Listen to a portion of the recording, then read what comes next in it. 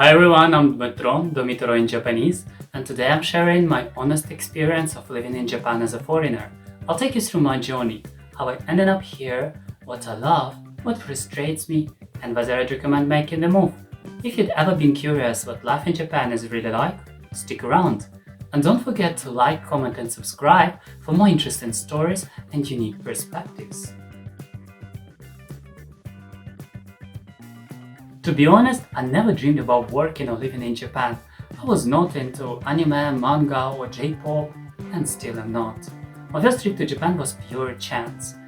I've been working as a model for nearly 8 years, and in 2018, while working in Beijing, I got contract offer for Tokyo via Facebook, and I spent the summer of 2019 here for 3 months, and it feels like a completely different life now.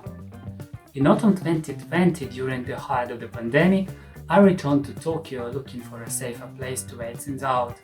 Since then, I've been stuck here. In February 2022, Russia launched its full-scale invasion of Ukraine. Today, half of my hometown is under occupation, so please keep supporting Ukraine and donating to help us move closer to victory.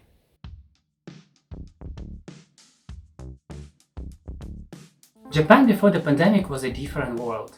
Honestly, I never experienced cultural shock. Maybe because I was in China before. But even in China it was okay. I had no set expectations and avoided stereotypes, relying only on facts and personal experience. And the first thing I've noticed? The lack of English proficiency. It's like how our parents say they never learned English because they studied German in school instead. This remains one of Japan's biggest challenges. What impressed me most was the courtesy of Japanese people. I value personal space and respect for boundaries, and Japan nails it. Nobody stares, invades your space, or complicates your day. I felt comfortable and safe right away. As someone who respects rules and values order, I adapted quickly and understood why locals are not too fond of tourists. For me, living here has been far more comfortable than in any other country. As I mentioned, I'm a model. It's not a hobby, it's my main job. The downside? My schedule is completely unpredictable. I can't make plans because the last minute casting call might come any day, even now. And Japanese people, on the other hand, love planning. Want to meet someone? Expect to book a slot in their calendar 3 weeks in advance. I currently live in a shared apartment with other model, and I pay a lot for a tiny room in an old cold house in one of Tokyo's upscale areas. Would I move out? Absolutely. But unfortunately it's not an option right now. I rarely shop at convenience stores because groceries are much cheaper at regular supermarkets. And I cook a lot. But I've never cooked rice at home in 4 years. Once a week I visit onsen, hot springs, which does wonders for my skin. And whenever I have free time and inspiration, I film and edit videos for YouTube. Don't forget to like and subscribe. It's a huge motivator since I do everything myself. Oddly enough, my favorite time in Japan was during the pandemic. With fewer tourists, I visited about 1/3 of Japan's prefectures, capturing stunning photos of Japan's famous landmarks without a single person in a frame. I will never forget my first Hanami season. The cherry blossoms along the Meguro River were breathtaking.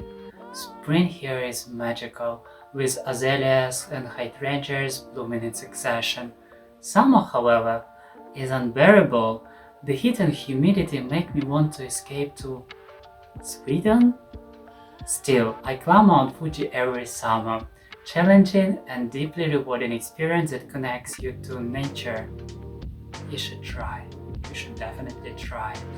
Autumn, on the other hand, is pure bliss. The vibrant colors are almost surreal. I spent one of my birthdays in Matsumoto surrounded by stunning scenery. Winter? Not a fan. Tokyo winters are cold and uncomfortable, even indoors. My plants and I both struggle to survive the cold. Most of my memories involve traveling around Japan, and I document these moments in videos or Instagram posts to share this beauty with you and to relive it myself. First and foremost, I've never felt lonelier than in Tokyo. In 4 years, I've made only three real friends: Sora, Dina, and Nika. Building genuine friendship with Japanese people feels almost impossible. The second issue is the economy. After visiting Europe in October, I felt poorer than ever. Many tourists rave about how cheap everything is in Japan, but they often overlook that our salaries are just as low. Some modeling gigs pay less now than they did 3 4 years ago. From my perspective, Europe now is 3 times more expensive than Tokyo.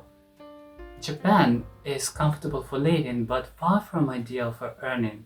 And I haven't even touched on the realities of working in Japanese company as a foreigner. It's a massive topic on its own, maybe for another video. And lastly, the language barrier. Japanese is as tough as people say, but the bigger issue is expectations. Clients assume you're fluent while everyday locals are reluctant to help or prefer practicing their English. And it's a bit annoying and sad.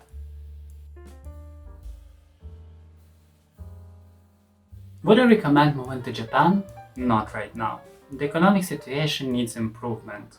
But if you work remotely with a good salary, Japan could be amazing. You also need to assess whether you fit into Japanese norms and traditions. Most foreigners feel out of place and consider leaving in 6 months. Making Japanese friends is tough and expects of you, so you might only bond with tourists and students for short term. And practicalities like opening a bank account or renting an apartment are real challenges, trust me. And finally, no matter how long you will live here, you will always be seen as an outsider. It's a hard truth to accept, especially when imagining how it could affect your children. To wrap up, I want to say that Japan isn't quite like what you see in movies or anime.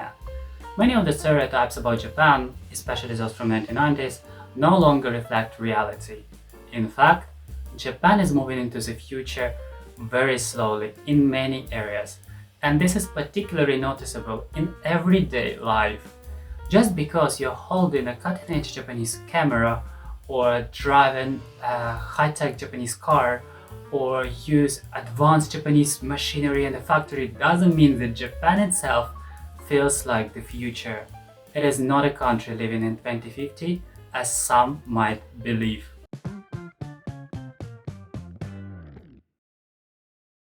So that's my honest take on life in Japan. It's not the anime dreamland many imagine, but it's a unique and fascinating place to live.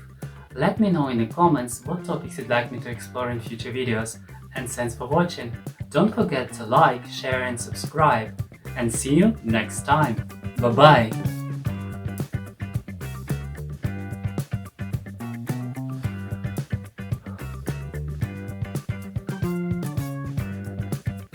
Приходи, не 10 хвилин, запис.